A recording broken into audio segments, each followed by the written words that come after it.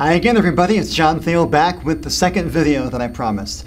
I want to spend this video talking specifically about my favorite project for the class, my favorite assignment. It's called the Service Learning Project, and it is fantastic. I won't lie to you when I tell you about this. Some of you may have a negative reaction to it. I've had students in the past, I've taught this class dozens of times, who start off the semester, to be honest, a little bit upset about this project. They think it's, asking a lot of you. I don't see it that way, and I'll explain that as we go. First, I want to give you a little background. Something called service learning is being used in colleges and even high schools all across the country. The theory behind service learning is that you can learn quite a bit about something sitting in a classroom, or in this case in an online class, reading a book, and you can get a lot of information that way. But with the material that we're looking at in this class, real world situations, the way society functions today, you can only get so much out of a traditional academic environment. Service learning aims to get you students out of that traditional academic environment and into society, into your local communities, interacting with actual people during the semester in a project that's going to help you connect what you see in this project back to what we talk about in this class. So just to start off with the basics, okay?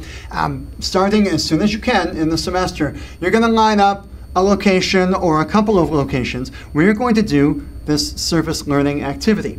The minimum requirement for this, just so you know, is that you compile a total of 15 hours during the semester in this service learning activity. And you'll actually find, I'll talk more about this in a second, there's a little timesheet that you can download in Canvas that will help you tabulate this 15 hours between now and the end of the semester. Now, if you average this out, if you start the first week of the semester, it really only averages out to an hour a week. It's not asking a lot. Of course, the later you start this project, the more you're going to have to do each week to finish it up. Now, what you're going to do in this is you're going to find, as I said, a spot somewhere in your local community. It can be an actual organization, a business, a nursing home, a school, a clinic, something like that. It can be more informal. I've had students work with relatives of theirs, with family members, with friends in certain situations. And you're going to log 15 hours of time doing something for that organization or those people that relates back to what we're going to talk about in the class.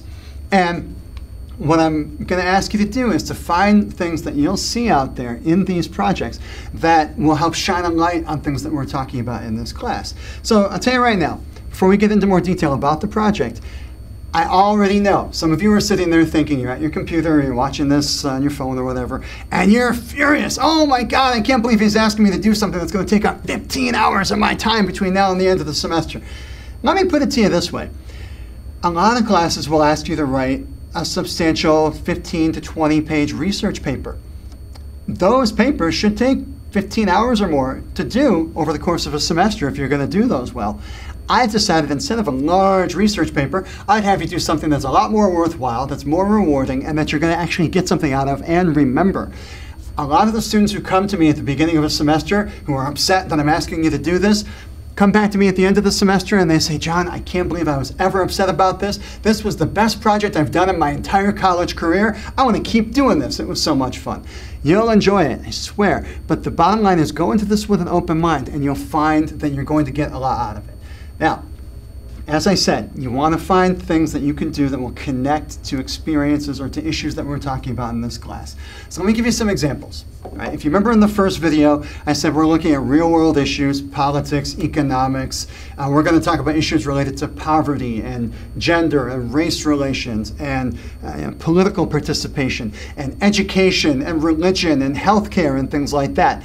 So I'm going to pick one example of something I've seen students do in this service learning project before, and an example of something a student can do and how it can be applicable to things we're going to talk about in this class. So, okay, I had a student just this past semester who did her service learning hours in a nursing home or an assisted living facility, whatever you want to call it. And she did her 15 hours, she interacted with the residents, got a lot out of it, had a lot of fun, but she said, understandably, it was also depressing at times. And what she did, because remember, there's going to be assignments in here that will connect to this project. In her writings about this project, she related what she saw as major issues that this nursing home was dealing with. She was talking about, in her opinion, mind you, the poor state of the treatment of the elderly in America today.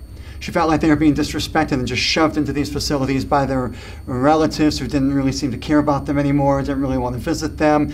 She felt like the system was failing them. They weren't being treated as well as they should have been.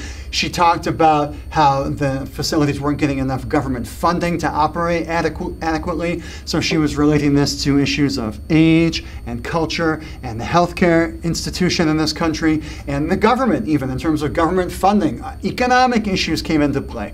So she was seeing these things in a real world setting and applying them back to things that we talk about in this class. And so what I want you to do pretty soon, maybe even right after you watch this video and read your syllabus, there's a module in our class Canvas page with all sorts of material about the Service Learning Project. And this video is there, but there's also some descriptions of ways to get started in the project.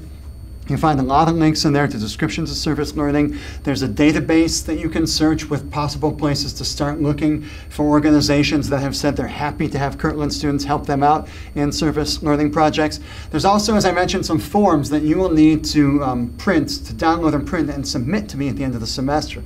There's a timesheet that you're going to need to keep tabs on during the semester to make sure that you get those 15 hours. And you're going to need to have someone sign that to verify that you did what you said you did. There's also a little evaluation form that you're going to have to send to me. That's just a little PR on the college's part to make sure that the students that we're sending out into the community are doing good work and that the people are satisfied that they're getting good student help from the college. And so read through that module carefully and let me know if you have any questions about that. But again, these projects can be in formal organizations, in an elementary school, in a nursing home, helping with a vet clinic. They can be really informal. I had a student recently whose grandmother was getting old and couldn't get around very well anymore. And she basically went and visited her for about an hour a week, helped her, drove her to the grocery store and helped her do her shopping, talked about what it was like growing up in the 1940s, that kind of thing. You know, that's informal. It's not with an organization, but it's still doing a service for the community that helps you see these real-world issues that we're talking about in action out there, outside of the classroom or the online learning environment. And so what you're going to do, like I said, is you'll find there are assignments in the class that relate to this project. I mentioned this in the other video and in the syllabus they're described. The first two short papers that you'll write this semester deal with this project. The first one is going to be due really early in the semester, where I'll ask you to speculate on what you might be doing for the project. That's described fully in that assignment. The second short paper that deals with this will be assigned at the midpoint of the semester, at which time I will assume that you've put in some of your 15 hours already, and I'll ask you to say what you've been doing so far and how it's going and issues that you're seeing at play in that project. Again, that'll be described in detail in the assignment. At the very end of the semester, the very end of the last week of the class, you'll have a larger final reflective paper due where you step back and say, okay, I've done this project. What did I get out of it? What major issue did I see at play in this? And what thoughts do I have about this issue in society? So for example, if you help out in a second grade classroom in your hometown, you might describe again what you did in that second grade classroom and then go off for several pages with your thoughts about the current state of education in America or in Michigan or in the world or whatever. It's your call. But I want you to reflect back on what you got out of this project. Most fun, I think, of all the assignments that deal with the Service Learning Project is a group presentation that you'll all do later in the class at the end of the semester. What I'm going to do is around the midpoint of the semester, I'm going to put out some feelers with all of you to see what sort of topics you're seeing in your projects and give you a chance to rank which topics you think are most involved in your projects. With that information, I'm going to create some groups. I'll tell you, okay, you're in a group on healthcare, and here's the 2 or 3 other people in your group, and you're in a group on education, and you're in a group on religion, or whatever the topics might happen to be. And then you will get together virtually, since it's an online class, unless you want to meet face-to-face. You'll get together over email and conversations and phone calls, whatever you want to do, to plan a group presentation that you will submit online near the end of the semester. That's a 15-week semester. In week 14, your presentations will be due. You'll just upload these into Canvas, and I will make them public. And then what's fun is in the last week of the class, those presentations will be shared with everyone else in the course, and you'll all get a chance to see each other's presentations and weigh in on what you think of the presentations and ask each other questions and interact with each other about what you thought about those presentations. They're a lot of fun. So again, to wrap up this Service Learning Project is my favorite part of the class. It winds up being most of my students' favorite part of the class too. You may be going in with some negative thoughts about it. You might not be sure what to do. You might be a little uncertain.